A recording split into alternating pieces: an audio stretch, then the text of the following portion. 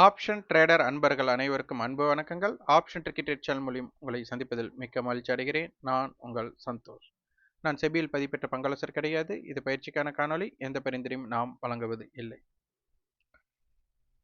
இன்னைக்கு என்ன வகையான ஓப்பன் அப்படிங்கிறத ஃபர்ஸ்ட் நம்ம பார்க்கணும். ஓப்பன் அப்படிங்கிறது வந்துட்டு கேப் டவுன் ஓப்பன். எஸ்டர்டே லோவுக்கு கீழே ஆரம்பமாகும் போது நமக்கு இந்த கேப் டவுன் ஓப்பன் அர்த்தம். இந்த கேப் டவுன் ஓப்பன் நடக்கும்போது இது ரெண்டு பேர்த்தோட பாயிண்ட் ஆஃப் வியூல பார்க்கணும்.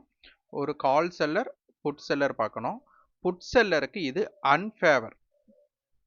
ஏன்னா அவங்க பேனிக் ஆகணும். கேப் டவுன் ஆகும்போது அவங்களுக்கு புட்டை வந்து செல் பண்ணி வச்சிருக்கிறவங்களுக்கு பயம் ஏற்படும். அந்த பயத்தை காரணம் எடுத்துட்டா அப்படின்னா அவங்க வந்து ஒரு பையரா மாறணும். அவங்க பொசிஷனை கவர் பண்ணா அது பையரா மாறுவாங்க. அது பையரா மாறக்கூடிய சிச்சுவேஷன் மார்க்கெட் இன்னும் கீழ் நோக்கி போகக்கூடிய வாய்ப்பாக மாறும். கால் செல்லருக்கு வந்துட்டு இது ஃபேவர். அவங்க வந்து ப்ராஃபிட்ல இருப்பாங்க. ஏன்னா மார்க்கெட் கேப் டவுன் போது பிரீமியம் டிகே நடைபெறும். அப்ப இது வந்துட்டு யாருக்கு இதுனா நமக்கு வந்துட்டு புட் செல்லருக்கு இது எகெயின்ஸ்ட் அப்படின்னு சொல்லலாம். ஓகே, அடுத்தது மார்க்கெட்ல பார்த்தீங்க அப்படின்னா லாஸ்ட் வீக்கோட லோ, லாஸ்ட் மந்த் லோ, இந்த ரெண்டுமே கீழே இருக்கு. இப்போ இது பாருங்க, நமக்கு லாஸ்ட் மந்த் அப்படின்னு நம்ம போடுறோம். லாஸ்ட் மந்தோட லோ பார்த்தீங்கன்னா நமக்கு 22,300. ஸோ அந்த இடத்துக்கு தான் நமக்கு வந்துட்டு இம்பேக்ட் மார்க்கெட் பண்ணியிருக்காங்க. அப்போ லாஸ்ட் வீக் லோக்கு கீழேயும் மார்க்கெட் இருக்கு, லாஸ்ட் மந்தோட லோ கீழே இருக்கு, அப்போ மார்க்கெட் ஓப்பனுக்கு கீழே இருக்கு. அப்போ புட் செல்லர் என்ன ஆகணும் அப்படின்னா பேனிக் ஆக வேண்டும். அப்போ என்ன ஆகும், மார்க்கெட்ல வந்துட்டு ஒரு செல்லிங் ப்ரெஷர் கிரியேட் ஆகும். அப்போ அதுக்கு தகுந்த மாதிரி என்ன பண்ணாங்கன்னா இந்தியா விக்ஸ் வந்து பாசிட்டிவ். அப்போ எல்லாமே சாதகம். மார்க்கெட் கீழே போறதுக்குன்னா சாதகமானது எல்லாமே. ஆனால் இன்டென்ட் என்னன்னா, இப்போ ஒரு டெஸ்ட் கிரிக்கெட் போட்டிக்கும் 2020 கிரிக்கெட் போட்டிக்கும் உள்ள வித்தியாசம் பார்த்தீங்கன்னா, டெஸ்ட் போட்டியில் நிதானமாக ஆடணும், இதே 2020ல அடிச்சு ஆடணும். அப்போ அது போல இங்க எல்லாமே பொருந்தி இருக்கு. அப்போ மார்க்கெட் கேப் டவுன் ஆயிருக்கு, லாஸ்ட் வீக்கோட low last month low cut ஆயிருக்கு. அப்போ என்ன ஆகணும், ஹெவி செல்லிங் ப்ரெஷர் வரணும். ஆனால் இங்கே என்ன ஆயிடுச்சுன்னா மார்க்கெட் வந்துட்டு அந்த செல்லிங் ப்ரெஷர் இங்கே காமிக்கல. மார்க்கெட் பார்த்தீங்க அப்படின்னா ஒரே ஒரு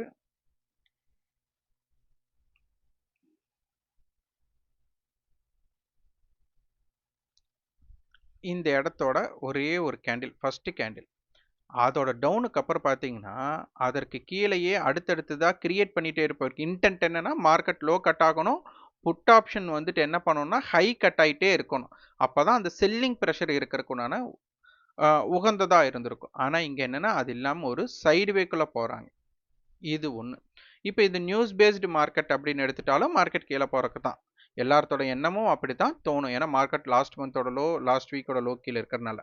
ஆனால் இன்னைக்கு சென்செக்ஸ் எக்ஸ்பைரிங்கிற ஒரே ஒரு காரணத்தினால கால் வந்து நல்ல டிகே ஆனதுனால மார்க்கெட் ஒரு 12 மணிக்கு மேலே அந்த கவரிங் கால் செல்லர் வந்து அந்த ப்ராஃபிட்டை கவர் பண்ணக்கூடிய சிச்சுவேஷன் வந்ததுக்கப்புறம் பார்த்தீங்க அப்படின்னா மார்க்கெட் வந்துட்டு நல்ல ரெக்கவரி.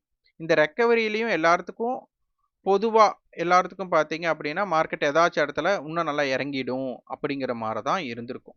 ஆனால் 12 மணிக்கு ஸ்டார்ட் பண்ணினது டுவர்ட்ஸ் எண்ட் அப்படின்னு சொல்லுவாங்க. மார்க்கெட்டோட இறுதி நேரம் வரை பார்த்தீங்க அப்படின்னா அந்த ஏற்றம் தடைபடவே இல்லை. லாஸ்ட் வீக்கோட லோ பார்த்தா 22,300. ஸோ அந்த 22,300க்கு அப்புறம் பார்த்தீங்கன்னா மார்க்கெட் ஒரு நல்ல ஒரு ராக்கெட் வேகத்தில் ஏறினாங்க. ஸோ இதெல்லாம் தான் ரொம்ப ரொம்ப முக்கியம். ஆனால் பொதுவாக பார்த்தீங்கன்னா ஃபஸ்ட்டு புட் ஆப்ஷனை பை பண்ணணுன்னு தான் எல்லாருக்கும் தோணி இருக்கும். எல்லாருக்கும் கிடையாது, பொதுவாக. அப்போ அந்த ரிஸ்க் ரிவார்டில் கண்டிப்பாக லாஸ் வந்திருக்கும். இந்த கால் ஆப்ஷன்ஸ் இவ்வளோ வெயிட் பண்ணியிருந்தால் இவ்வளோ ப்ராஃபிட் வந்திருக்கும் நமக்கு தோணலாம். இது வந்து இன்னைக்கு கவரிங்னால. சப்போஸ் இன்னைக்கு சென்செக்ஸோட கவரிங் அந்த மாதிரி இல்லைன்னா நமக்கு வந்துட்டு இவ்வளோ தூரம் நமக்கு மேலே வந்திருக்குமா அப்படிங்கிற ஒரு டவுட். செல்லிங் ப்ரெஷர் பண்ணி மார்க்கெட்டை கீழே கூட கொண்டு போயிருக்கலாம். அப்போ இன்னைக்கு அந்த சென்செக்ஸோட நமக்கு எக்ஸ்பைரி ஒன்று தான் நமக்கு ஒரு இம்பேக்ட் பண்ணுச்சு.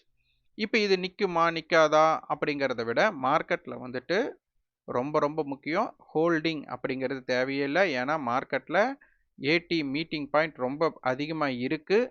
அது போக நாளை சந்தை விடுமுறை.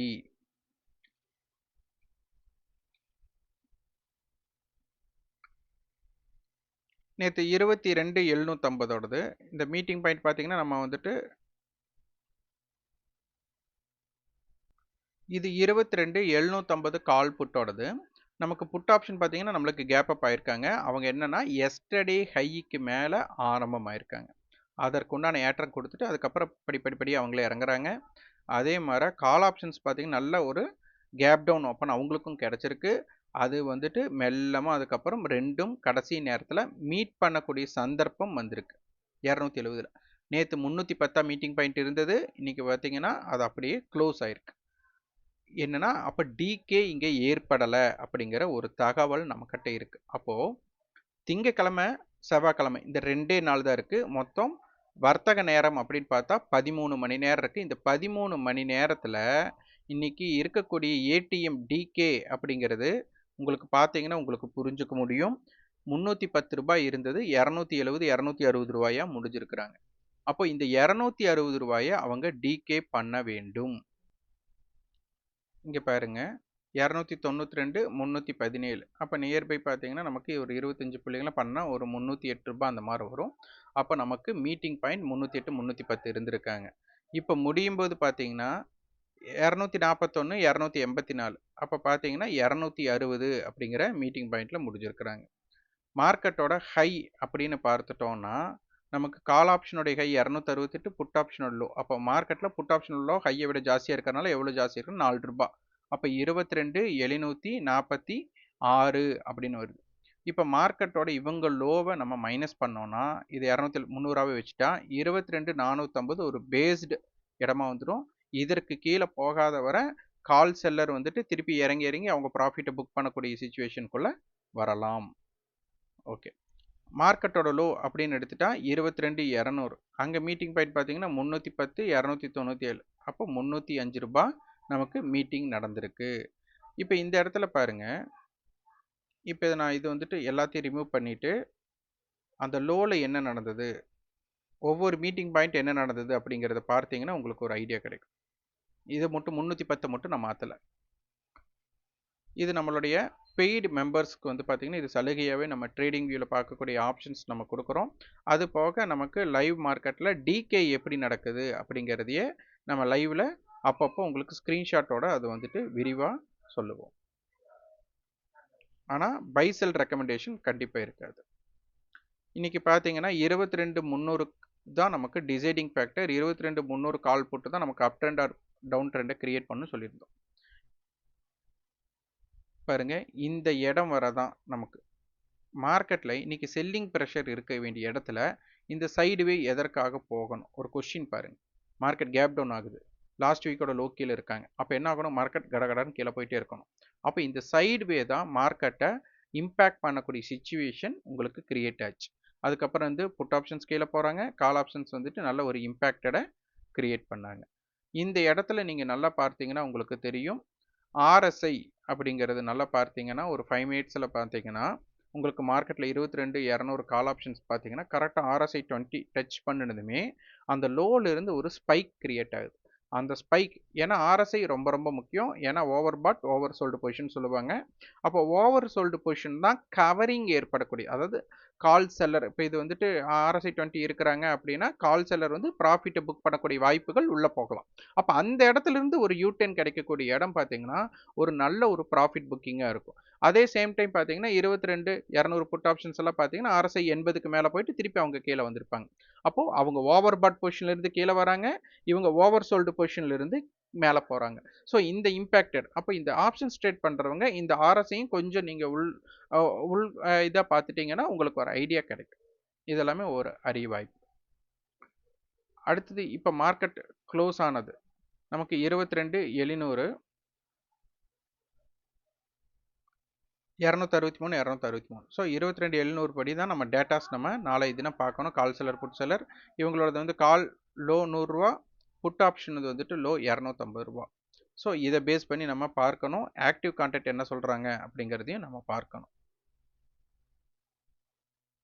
ஆக்டிவ் கான்ட்ராக்ட் வந்து 23,000 காலும் 22,200 புட்டும். அப்போ இதோட நடுநிலைனா 22,600. ஸோ 600க்கு மேல் இருப்பதும் கீழ் இருப்பதும் சந்தையோட தாக்கத்தை மாறுபாட செய்யும். இதை உன்னிப்பாக கவனிக்க வேண்டும். அப்போ 22,600 அப்படிங்கிறது நமக்கு ரொம்ப மையப்பகுதியாக இருக்க போகிறாங்க. Implied volatility. இந்த இம்ப்ளைடு வாலட்டிலிட்டி ஒரு இம்பேலன்ஸ்டாக இருக்கிறதையும் நம்ம பார்க்கணும். இங்கே பார்த்தீங்கன்னா புட் சைடு வந்துட்டு 26, கால் சைடு வந்து 23. இங்கே கொஞ்சம் இங்கே பாருங்க, இதெல்லாம் ஒவ்வொரு கணக்கீடு, ஆப்ஷன் கிரீக்ஸோட கணக்கீடுல இதெல்லாம் ஒரு வகை. இப்போ 22,700ன்னு வச்சுக்கோங்க, இதோட டிஃப்ரெண்ட் வந்து 50 ரூபாயா. அப்போ இந்த காலுக்கும் புட்டுக்கும் உண்டான வித்தியாசம் பாருங்க, 241 ரூபாய். அப்போ கிட்டத்தட்ட இது 251, 61, 71, 30 ரூபாய். அப்போ 28 ரூபாய் வருதா? கணக்கே போட வேண்டாம், இந்த 50ல் 28 கழிச்சிட்டா இந்த பக்கம் 22 இருக்கும் பாருங்க.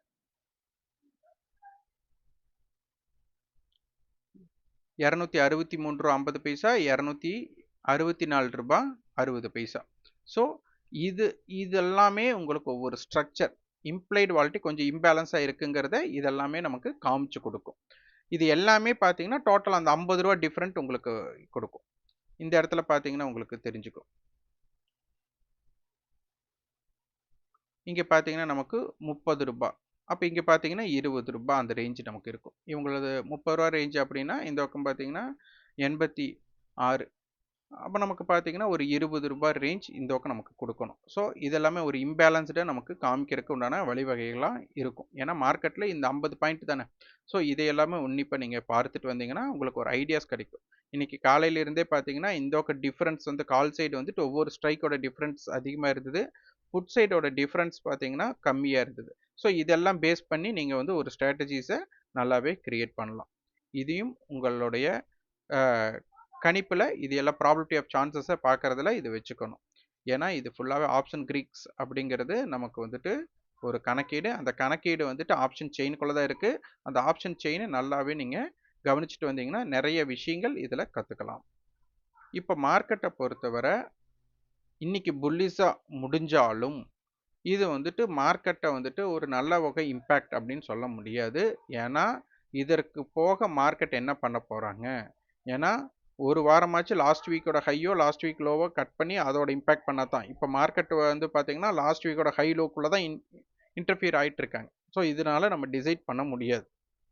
மார்க்கெட்டில் ஹோல்டிங் அப்படிங்கிறத தவிர்க்கிறதுக்கு முயற்சி பண்ணுங்கள்.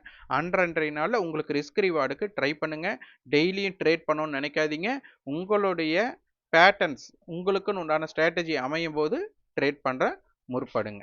நன்றி, வணக்கம்.